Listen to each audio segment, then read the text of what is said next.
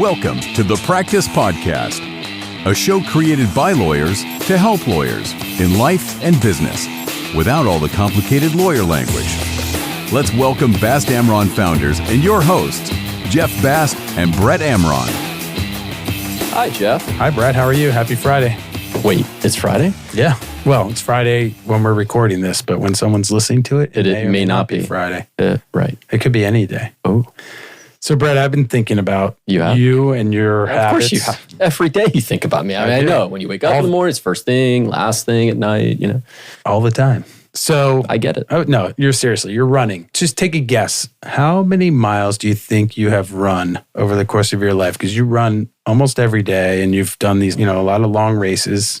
I mean, do you have the number? Yes, I'm going to reveal this. I was just thinking, how many miles does this guy probably run over his life, I mean, I would probably venture to say it's close to 10,000 miles. That's a lot of miles. Maybe a little more. And where, if you had to pick one place that you could just go run again, your favorite place to run? Man, I have a list. I know you've done a lot. I have a list of places like, my favorites. And something that comes to mind because it just happened is running around the National Mall in D.C. Yeah. Like that is just an awesome, I went a little bit further across the bridge towards Arlington. That is just an awesome sight. Like as the sun's coming up in the morning. And I mean, it's really cool. But there's a lot of places in the mountains and along the water. The National Mall is a good one. How long of a run was that? I think it was just a little more than 6 miles. I made it a little longer. It was an easy day. Yeah, a little light.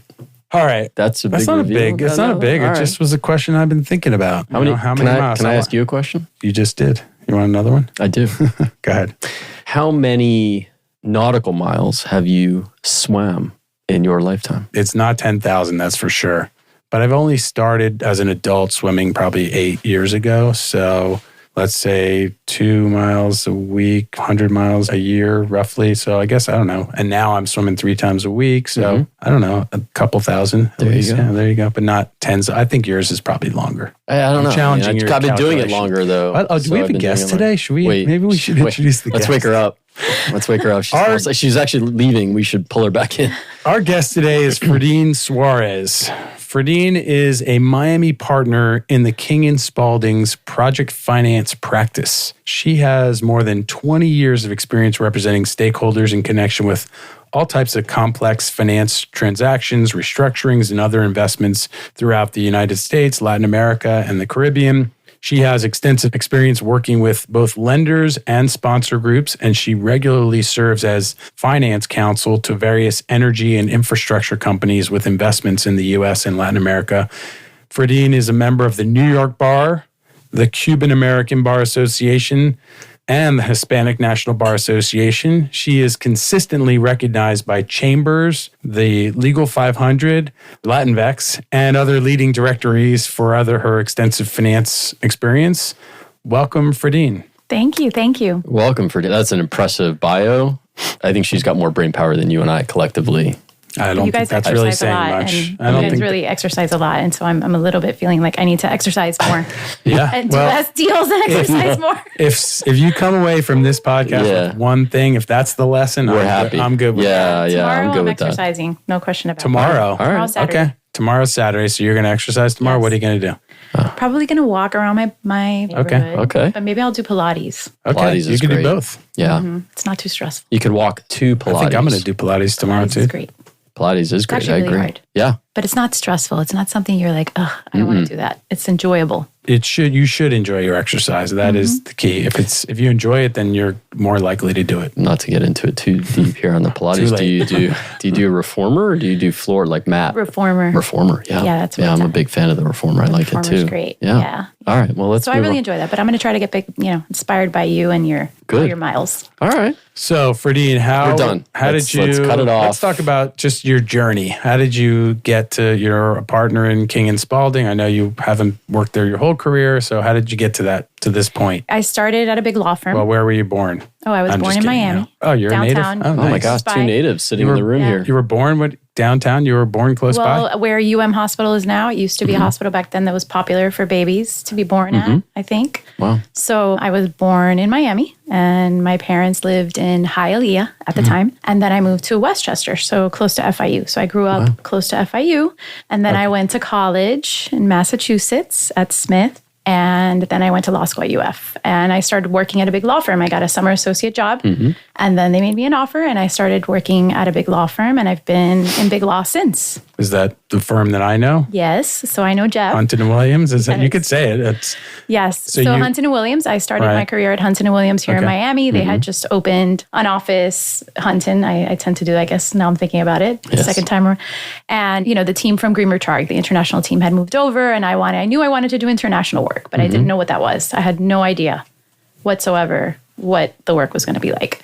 But I stuck with that, and then I got hired in the transactional group, and so I was there 5 years working at Hunton, and I did a big deal across from Davis Polk, which is one of the big New York firms, very strong in finance and what I do today.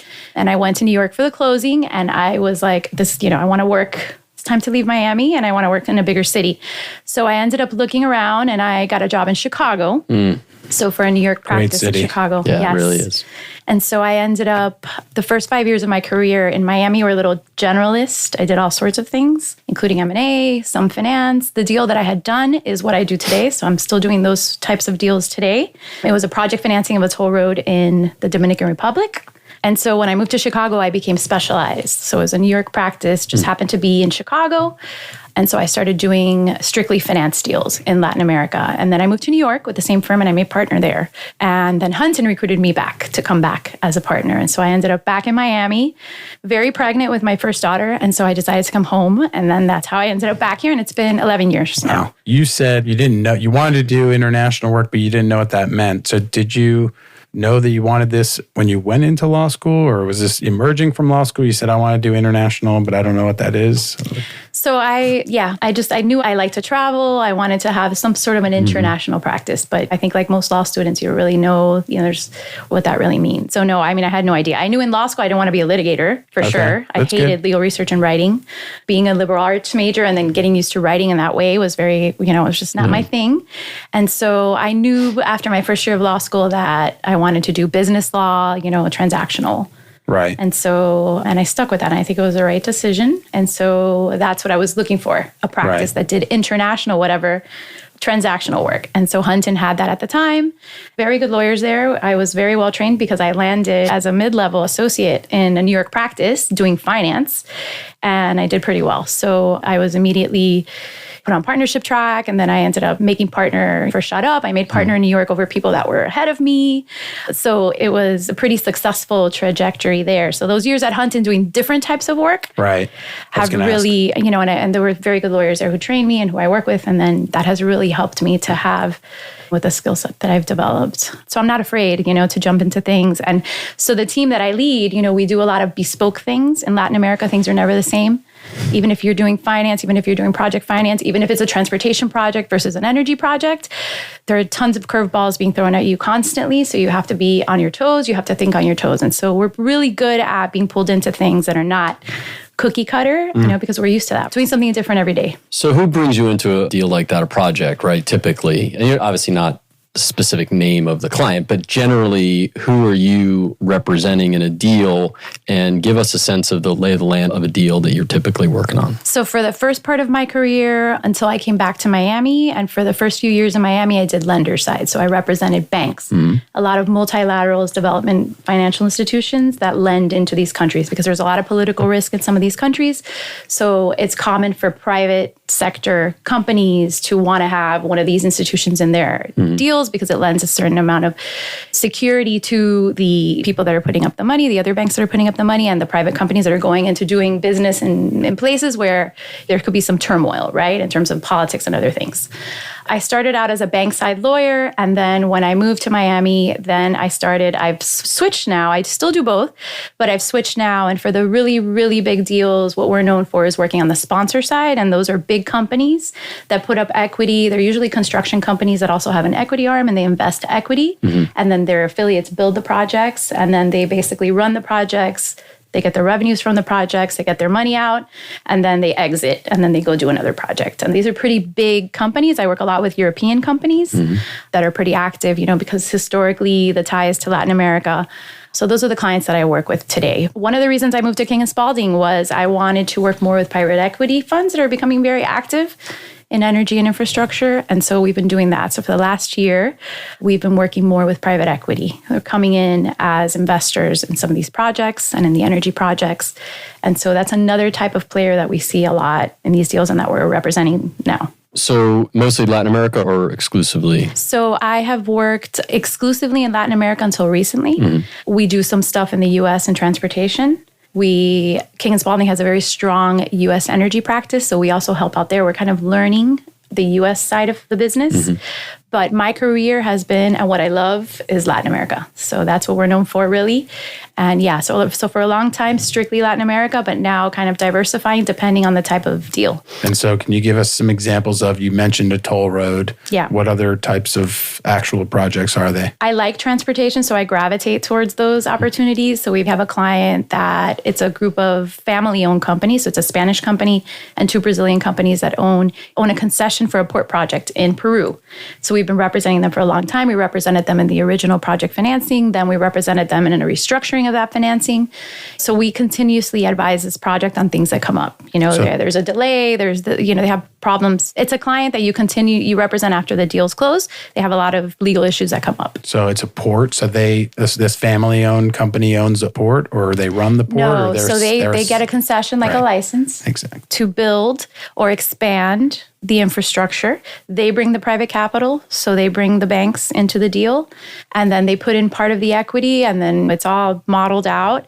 And then usually the concession gives them a right to operate the port for a certain number of years. But that's really, the infrastructure goes back to the state, to the Peruvian government when the concession is over. And are they looking to you to really the laws and local ordinances or issues that may come up, legal issues may come up in each country? Are you relying on others, either at King & Spalding or other local lawyers, whether it's in Peru or somewhere else? Yeah, we always work with local counsel. So we do strictly New York law.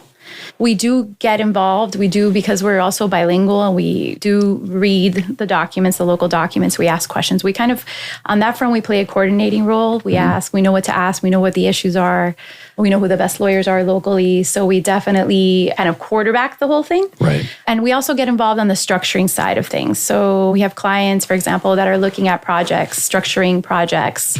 These types of projects, the government might put out the project and you may bid on it, or you could come to the government and say, oh, we think this project makes sense, and you can make a proposal. In those processes, we help on the structuring side. Like, we know what's the right balance in a concession agreement. We've analyzed concession agreements a lot because we analyze them to see if they're bankable, to see if you could get financing, since you have to bring the capital, if you can get financing for the concession. So we kind of do all of it. But local law, we're not local lawyers, so we would rely, just the same way somebody comes in to do a project in Florida, they would hire a local Florida lawyer for all the local stuff. It's the same thing, except it's in another country. Sounds very similar to like our restructuring practice. When you're working on a Chapter 11 for a debtor, we're assembling a team. We have experts in different practice areas, and you're kind of managing everything for the client at that time. Can we zoom out a little? So you've now been a partner or lawyer at 4 different firms, at least 4 different firms in 3 different cities. And so what's it like? How would you compare practicing law in Miami versus Chicago and New York? Because we have there's been a lot of movement between those cities, a lot of lawyers moving from those cities to Miami, and presumably the other way as well. How do they compare? So I think Miami, when we were working together, was a very different Miami than it is today. Back then, like I mentioned, it was very generalized. We did transactional work, and we were doing we were doing corporate work, we were doing regulatory work, we were doing M&A, finance work. Today, Miami looks a lot more like New York, in the sense that you can graduate from law school, go work at a big firm, and you could be doing capital markets work only, which is a subset of finance. So it has changed significantly. It's been 20 years, so it has changed significantly over the last maybe 5 years, 5 to 10 years, right? It's changed and it's changing rapidly. Chicago's like New York. It's just a cleaner, nicer, colder. I was there last version. week, and it is amazing how clean that city is. It's It's really great. nice. It's actually a great place to live. You get paid the same as in New York, and it's cheaper. It was more expensive than Miami was at the time, but Not sure anymore, right? Not anymore. It's not a bad deal like Chicago versus New York. The weather is tough, but the city is fantastic. The summer is amazing. And there are a lot of, it's a really great city. New York is tough. New York's a tough place to live and work. It is everything that you hear. My husband at the time, my husband's a lawyer too. My husband at the time was working at another very prominent law firm, and I never saw him. Like he worked those hours, and it's real. And so, and just life there is just a little tougher. So all these firms, including King & Spalding, are opening these offices, and you have big New York-based firms that are coming down here opening these offices. I mean, a lot of the work is not really Florida-based or even Miami-based work, and the associates are coming in, they're getting paid I think the same rates as they get paid or salaries they get paid in New York, Chicago. And so is there any difference, right, for the work environment between New York and Miami? Well, so no. So we do the same work. Right now we get paid the same. Right. It's the same exact work and you're working the same hours, but for some reason it feels It feels better. Right. It feels better. Right. You look outside the window and sunny out. Yeah, it's a different thing. It's a I mean, New York is one of, I think up there, one of the greatest cities in the world. Yeah. There's nothing like it. The vibe, the feel every time I go, I'm going next week. Every time you go, you feel it. I mean, the amount of business you can do in New York, you just don't have it here. So that will never be the same ever. But in terms of the work, being a lawyer at a big firm, I mean, it's a pretty nice thing. So I've been telling I shouldn't say this because competitors might be listening, but I mean, I think Miami's if you want to get the top talent, I think if you're offering the younger generations an ability to live here, I think they would go for that. Right. More, So one of the things you said was the hours, and I think you mean the expectations. So the demands are very high in New York, and I think the expectations are different. Do you agree with that? No, I mean, I think once the expectations are evening out, once you're paying, it's like we expect the same. The quality is the same. The talent is the same. Like, and you're not doing work. You're doing the same kind, the same work, kind of work. But you're just sitting here. You're just sitting in another state. Right. Yeah. So nights, weekends, that kind of stuff are just routine. Yes. More routine now than they used to be here. I always worked a lot. Right. So, I was a very, very high billing associate. So I always worked a lot, even in Miami. Yeah. I was actually told, I remember being told, don't work so much. You work too much. And I'm like, oh, okay. So I worked a lot. So for me, the switch from Miami to Chicago, New York wasn't that big of a deal. And then when I got to New York, actually physically, I was sitting in New York. I was more senior. I was up for partner. I had more control over my work, where my husband, we're the same age, but he's more junior as a lawyer. And so he was really in the grind. And there's a difference. There is a certain difference in some of these firms with the level for the hours.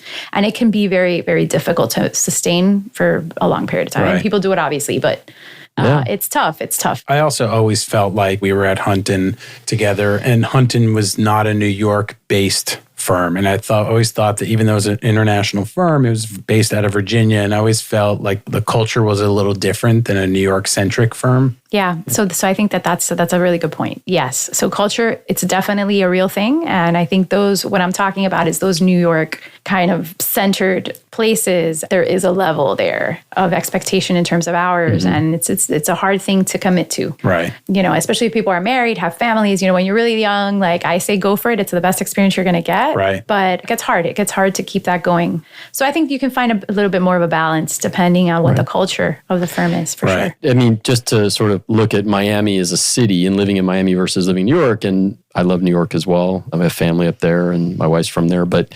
You're from there. Not the city though, as my wife always tells me. He's still from New York, right? Yeah. But living there is hard. Yeah. And I think that what you're saying, and I agree, living here, it's a little bit easier. Listen, it's not as easy as it used to be, right? The cost of living has definitely gone up. There's been a lot of changes, a lot of things. Traffic. Traffic Here in New is York, up. You don't really deal with the stress of traffic. Well, I mean, you do, but differently. In the same way. Yeah, differently, right? You're not the driver. Now they have Ubers and they have Uber Black, which I think is great. So New York is... Yeah. Yeah, right. And there's subway, and and I mean, there's different modes of transportation, or you can walk depending on the day. So it's a little bit different, right? So if you're stressed, if you have the same hours, but it might be a little bit easier, like you said, looking out the window, and if you have a water view, it might be nice. Yeah. And then walk to lunch, and it's a little bit nicer environment than maybe New York or Chicago in January. I'd say Chicago in January. The flip side, though, is if you're working long hours and it's sunny and beautiful outside, you're looking out your window and you can see people on boats, and you're stuck in the office. Right. It's a little. Well, I always wondered, who are these people? It goes both ways. On their boats. They have jobs. It's the people that you're doing the work for. Right. Exactly. That's who's out there. That's who's out there. All right. And that little tiki hut thing have you seen that thing that floats by? Yes. Gotta do that. Yeah. It's a floating bar, basically. Yeah. All right. So now you've settled at King & Spalding in a relatively new office. How's that transition been to, this is an office that just opened in a new city. The firm has never had an office here before. And so, or in Florida at all, right? This is their first Florida office. So the firms, they're chasing their clients. Their clients are coming down here. I mentioned private equity funds are coming down here. And this is why you're seeing some of these firms opening up down here. So they want to be right next door. They don't want to leave their clients to us, right? Those of us who are already here. So that's part of the drive. So it's very exciting. It's a very exciting thing for those of us who practice in Miami. And it's fun. It's fun to be part of a new office, grow. King & Spalding is very conservative. They don't just hire anybody. It's a long vetting process. The firm has grown tremendously, and it's become a lot more New York focused, I think, than it used to be in terms of like the way that it's run. And so we're looking for talent, but it's got to be the right fit at a certain level. And so for me, Jones Day, I was at Jones Day a really long time. I was very comfortable there. I was looking for something a little bit, step it up a little bit more. Just where I am in my career, my age, I kind of wanted to give it a little more push on the accelerator, see how that went. So it's a different ballgame. I would say it's another ballgame. Right. And I've set some goals for myself and things seem to be working out. And so it is a different level of player, I think, than what we've had here before. And you mentioned the clients are coming, right? The private equity clients are coming down here. I mean, is that we hear about that, and we've seen some of the splashier names out there. Is that a real thing? Like, is there still happening? Is it? Yeah, and is it still happening? Yes, it's still happening. And are they putting down roots, or is this putting down roots? Okay. They have office space, and you'll see some of our competitors. Like, we're in 200 South Biscayne, but you'll see some of the law firms right there.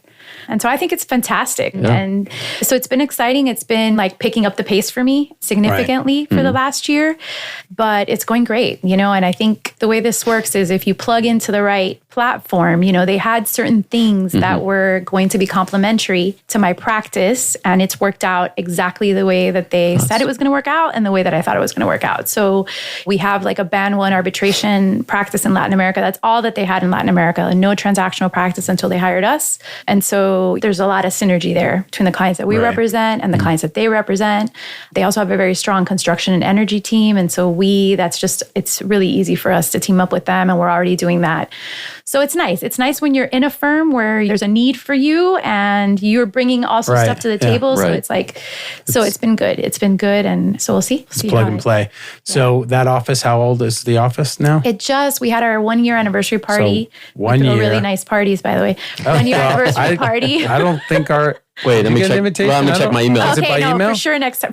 No, it's not. For sure next time. All you have to do is have Fradyn on a podcast, and you might get invited to their I think our next party is going to be even better. Oh, yeah? We're going to do it close to our partners' meetings. We're going to have people down here who want to come to the Miami party. So 1 year. Right. And you do it like in December or January, like everybody's going to come down, right? In 1 year, how many attorneys now in Miami? So we are between 30 to 40. Wow. Okay, but some people aren't here yet full time, or they spend some time here. Right. And they split offices, right? That's Miami to begin with. A lot of people aren't here year round. Right. And we also have, we're in Miami, but people live in different parts of Florida. So we have some partners who live farther north, and we're growing. We've got ideas about who we would like to have join us. She was looking at she was just looking at you, though. I have to tell you, I had lunch with him, and I'm like, hey. You're not going anywhere without me. All right. So you mentioned before, and I don't know if you're going to want to talk about this, but you mentioned before that you set some goals for yourself. Is that something you'd be willing to talk about? Yeah. So I've been an equity partner for a long time because I was... Because you're a badass. Well, I made partner at Mayer Brown was the firm that I was at, which is a fantastic law firm. Yeah, great firm. Especially in finance, very great lawyers. But I was an income partner because I made it right after my 8th year when you're first eligible.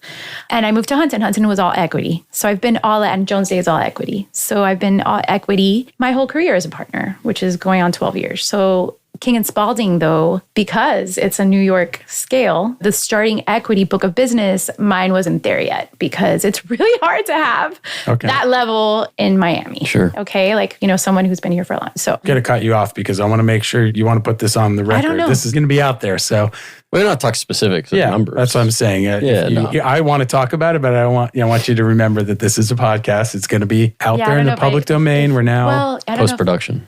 Yeah. No, we're not cutting this. I'm fascinated. Okay, I want to know about your goals. Here's what I want to say. Okay, so the personal goals are that I have had the same size book of business for a long time. Right. So you want to grow. And it's like, I want to really grow that. Okay. And so with the help of my new partners at King & Spalding, there are examples of other partners like me who have come in and have grown that and it's multiplied. And so that's my goal. Okay. My goal is to see if I can change things up a little bit, learn from people who, I was recruited by the head of the private equity practice who is a significant New York-based rainmaker. Learn from these people some new tricks to try to see how because I've been independent since I came down to Miami. I don't work for anybody. That's actually pretty rare. Yeah. All of my competitors are guys or some women, but there's no, like female leads. Right. Yeah, I was going to ask you about that. In the world of...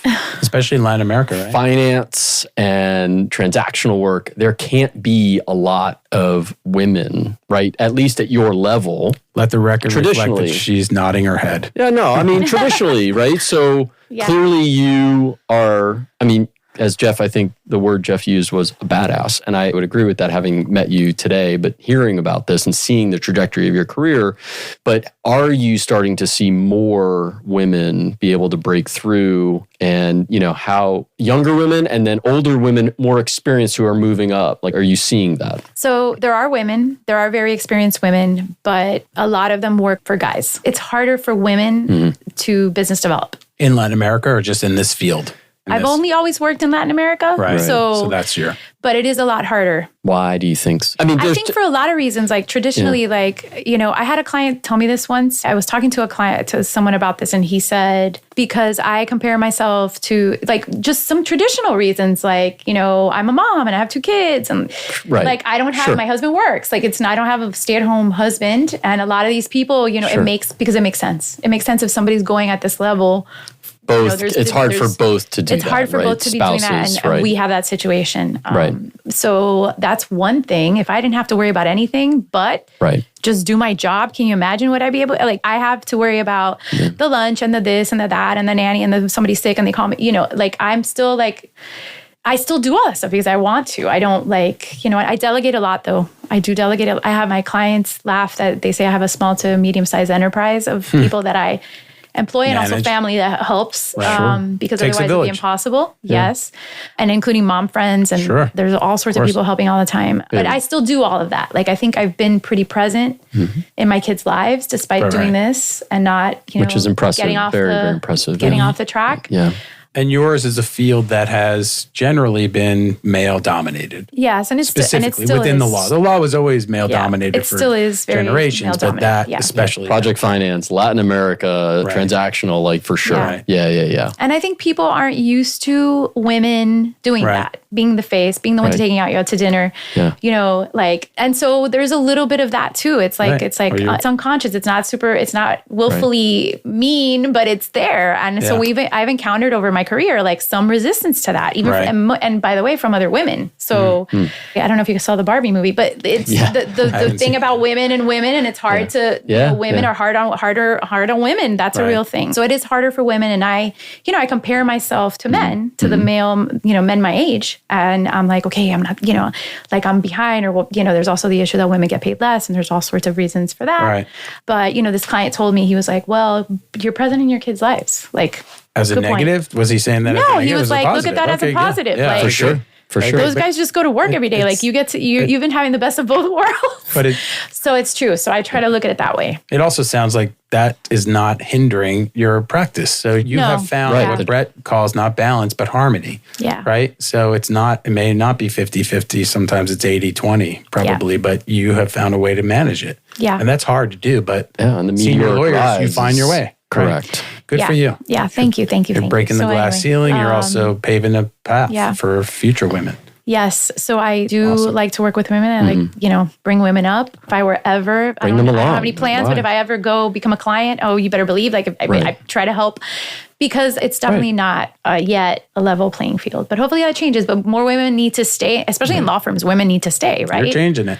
Yeah, you got to bring others along with you to change. And there are a lot of examples of really strong women, by the way, even at King and Spalding. There was some at Mayor Brown, at Jones Day. There are women that are successful, but, we need more. We should have, definitely, we start out equally, like we need more. Sure. Agreed. Have you ever had, I need to ask this question because your name, right, if you look at it on paper, you don't know if it's a man or a woman, right? And so if you're just reading it. And so have you ever gone to a meeting, maybe here or Latin America or somewhere, and someone just is a little surprised that you walk in the room as opposed to a man? So so I get Mr. Suárez all the time. And just make the assumption. Yeah, they assume that I'm a man. But then they realize by the time we're meeting, usually they know. Okay. I've talked to them or something. And I'm sure whatever, right? Blow them away and it's no big deal. But like I would imagine like in that field that they're a little, okay. But, they are. And I think when I was younger, I mean, all sorts of things. We could sit here all day, but there's all sorts of experiences of things where they assume that like you're not the one that brought in the work, or they assume, I've been, somebody else we must talked be doing about the Chambers. Well, King Spalding just got ranked in Chambers, and we've only been there a year, so that's really big. And a woman who works with me also got ranked. That's great. It's a good thing. Chambers overlooked me for a long time. At one point, I closed a huge deal, and I didn't get any recognition, and so I had to actually get involved. I had to actually start paying attention and talking to them to be able to get ranked. So I'm a little, it's harder. People make assumptions about who's driving it a lot. And it happens even inside the firms, by the way. You have to really correct the story in a way that doesn't look like you're like self-promoting too much. It's very hard. It's 2023. Kudos to you for fighting the fight. This is great, Fradyn. Yeah, I agree. Kudos to you. You're amazing. Just keep going. Thank you. Thank you for being here. Yeah. If you enjoyed this episode, please subscribe, leave us a review. If you do one of those two things or both, it will help other people find this podcast and help us grow. We recently learned that we were ranked by one service in the top 10%. We're excited and proud of that. And we're going to keep globally. Top 10% globally. I mean, come on, Brett. That's pretty impressive. I'm proud of us. You guys are really cool, by the way. Leave us a 5-star review, subscribe, share the show with your friends and family. Fradyn, thank you so much for being here. Thank you. Nelson, thank you. Brett, thank you. Thank you for inspiring us to run faster and do better and be better. Nelson, thank you. Jeff, thank you for being you. I'm the best at it. For more information on this show and other resources, visit fastamron.com and connect with us on LinkedIn, Facebook, and Instagram @FastAmron.